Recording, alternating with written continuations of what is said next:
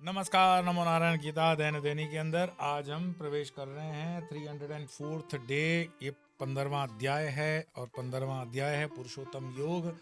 20 श्लोक भगवान उवाच हैं और बहुत महत्वपूर्ण अध्याय। आइए 5वें श्लोक का पाठ प्रारंभ करते हैं। निर्माण मोहाजित संग दोष अध्यात्म नित्या विनिवृत्त कामा द्वन्द्वैर्विमुक्ताः सुख दुःख संगैर्गच्छन्त्यमूढा पदमव्ययम् तत्।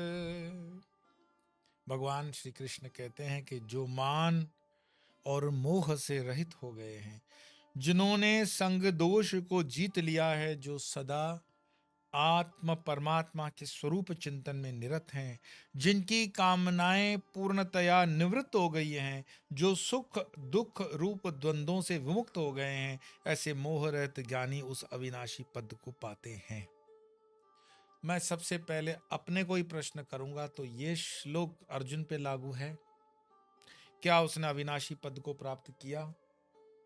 क्योंकि जो मान और मोह से रहित है, सारी लड़ाई जो है वो मान स्वाभिमान पे लड़ाई की जड़ है कि द्रौपदी को उन्होंने बेइज्जत किया हुआ है। द्रौपदी की जो है संकल्प के कारण तो युद्ध है। तो मान और मोह से रहित, जिन्होंने संग दोष को जीत लिया, जो सदा आत्मा परमात्मा के स्वरूप में चिंतन में निरत हैं, जिनकी कामनाएं पूर्णतया निवृत्त हो गई है। तो अभी तो कामनाएं नहीं पूर्ण हुई, राज अभी भी जीतना है या जो भी है करना है। सुख दुख रूप द्वंद्वों से विमुक्त हो गए हैं। तो कहने का अर्थ ये है कि गीता के अंदर अलग अलग देश काल परिस्थिति पात्रों को ध्यान में रखते हुए श्लोक चल रहे हैं। उपनिषद है, सर्वोपनिषदो गावदोग्धा गोपालनंद। लेकिन श्री गीता जी को आप अपने समीकरणों से, अपने रेफरेंस टू कॉन्टेक्स्ट से समझें, न कि आपको जो समझाया जाए वो समझें। प्रत्येक शास्त्र, प्रत्येक ग्रंथ में आपके लिए कुछ मात्रा में ही श्लोक होते हैं, सारे नहीं होते हैं। कोई भी उपनिषद भी है तो उसमें से कुछ आपके लिए नहीं भी हो सकते हैं, जरूरी नहीं हो। तो जो मान और मोह से रहते हैं, जिन्होंने आसक्ति रूप दोष को जीत लिया है, जो निरंतर आत्मविचार में लगे हुए हैं, जिनकी कामनाएं दूर हो गई हैं और जो सुख दुख रूप द्वंद्व से मुक्त हो चुके हैं, वे विचारशील पुरुष ही उस पद को प्राप्त होते हैं। निर्माण मोह, निर्माण मोहा, अभिमान और मोह से रहित अर्थात सर्वदा साधक भाव में रहने वाले, सिद्धि के अभिमान से दूर रहने वाले, जित संग दोषाः, स्त्री पुत्र आदि की ममता और संसार की आसक्ति से शून्य हो जाने पर भी, अर्जुन के तो अभी 5 पुत्र जाने वाले, अश्वत्थामा मारेगा और क्या फूट फूट कर रोएगा अर्जुन। तो मैं ये प्रमाणित कर रहा हूं कि ये श्लोक अर्जुन ने वैसे नहीं लिया जैसे ये कथाकार बताते हैं। और ये कथाकार मतलब जो ये फर्जी कथाकार आजकल घुसाए हैं, बड़ी मुहिम चला रहे हैं हम लोग, designer cloth, designer purses, designer गाड़ियां, और उसके कारण जो धर्म बदनाम हो रहा है उसमें दोष हमारा है कि हमने इन फेक बाबास और बाबीस को प्रमोट कर रखा हुआ है। आए दिन हर गली में कोई काली आ जाती है, जीप बाहर। मैं अभी कुछ रील्स मेरे पास पहुंचते हैं आप लोगों के माध्यम से। एक माताजी हैं, खूब सिगरेट पी रही है, खूब शराब पी रही है, लाली लिपस्टिक, ब्रांडेड साड़ी और उसमें काली। वाह! अरे तेरे घर में भुखमरी पड़ी है भाई, सुधार ले, काली को बोल थोड़ा भर दे, सेटिंग कर ले काली से। ये काली नहीं है, ये काली नहीं, भटकते तुम्हारे जिन, भटकते तुम्हारे प्रेत, भटकती तुम्हारी आत्माएं तुम्हारे अंदर घुसती हैं और काली का ढोंग करती हैं। तुम धर्म के पथ से इतने च्युत हो गए हो तो तुम्हें पता ही नहीं पड़ता कि काली काली कभी सुना रामकृष्ण के अंदर काली आई हो, बामा खेपा के अंदर काली आई हो? कभी सुना है कि हरिद्वार के अंदर किसी काली के मंदिर के जो मेन महामंडलेश्वर है उसमें काली आई हो? काली हुई कि फ्रीलांसर कहीं पे भी आ जाती है।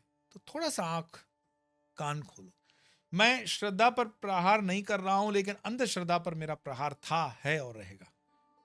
श्रद्धा के नाम पर जो ये फेक लोग अंदर घुस रहे हैं उनसे सावधान हो जाओ।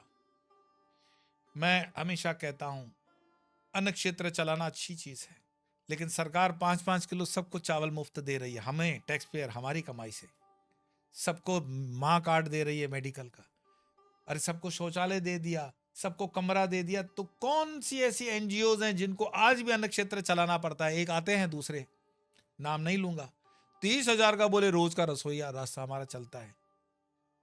30,000 लोगों का मतलब वृंदावन के अंदर रसोई चला रहे हो तो लोग क्या अपने घर बार में पकाना बंद कर दिया है क्या?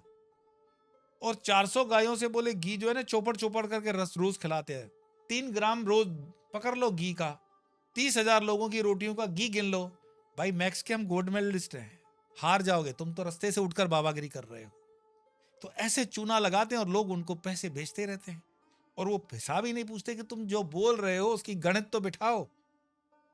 300-400 गायों में से कितना घी निकाल लोगे भाई? प्रैक्टिकल देखो तो सही, एक गाय में से कितना घी रोज निकालते हो? कोई रोज घी नहीं निकलता है। दूध, दूध की दही, दही से मक्खन, मक्खन से फिर छाछ आपकी वेस्ट हो गई, फिर उस मक्खन को पिघलाओ, 2,500-3,000 रुपया किलो घी की रेट पड़ती है और उसको तुम रोटियों पे चोपड़े खिलाते हो और लेके फिरते हैं फिरंगियों को, कभी विधर्मियों को। फंड जमा करने का तरीका है, बहुत अंदर तरीका है और लोग मुझे कहते हैं वो रसोई चल रही है उसकी। तो सरकार मतलब निकम्मी है, इतने चावल देने के बाद भी अभी भूखमरी है तो सरकार को बर्खास्त करवाओ, तुम ही चलाओ चल सब।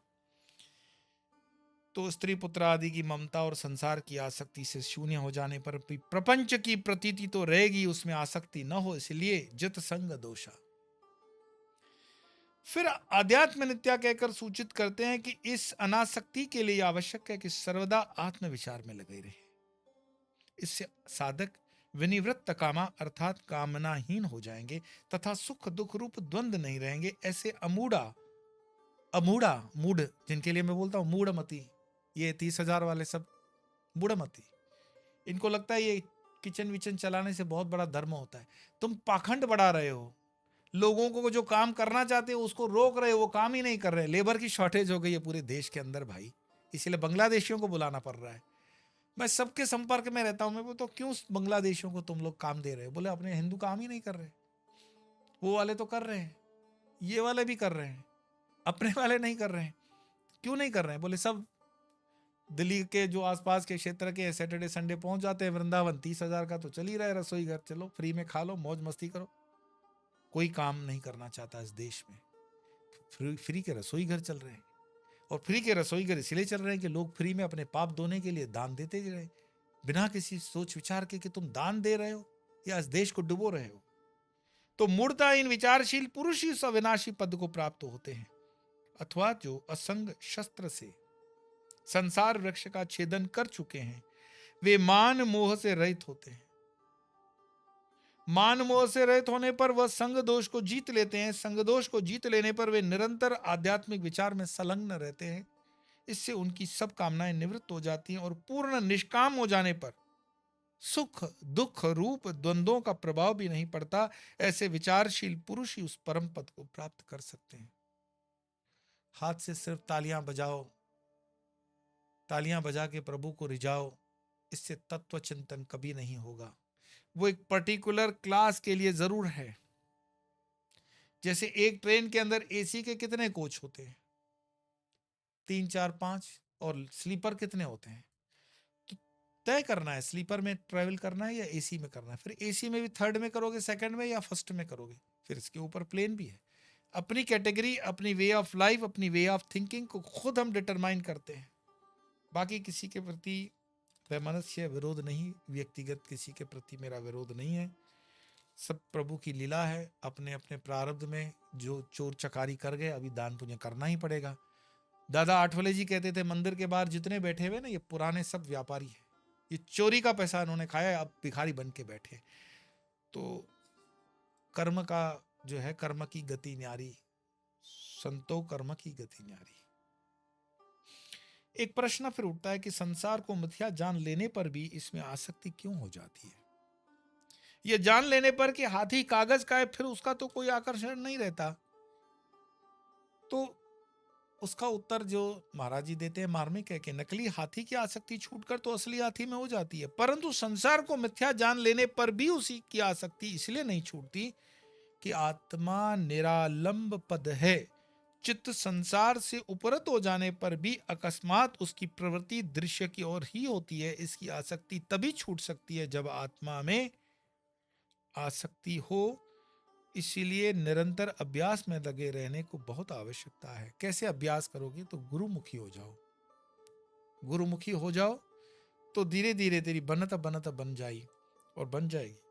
तो अभ्यास करने की आवश्यकता कब तक है उस पर कल विचार करेंगे, कैसे अभ्यास करेंगे। साथ साथ में हम अपनी एक गीता को जो है आगे बढ़ाते जा रहे हैं। तो आइए आज इस 5वें श्लोक का पाठ कर वाणी को विराम देंगे। निर्माण मोहाजित संग दोषा आध्यात्म नित्या विनिवृत्त कामा द्वंद्वैर्विमुक्ताः सुख दुःख संगे गच्छन्त्यमूढ़ाः पदमाव्ययम् तत्।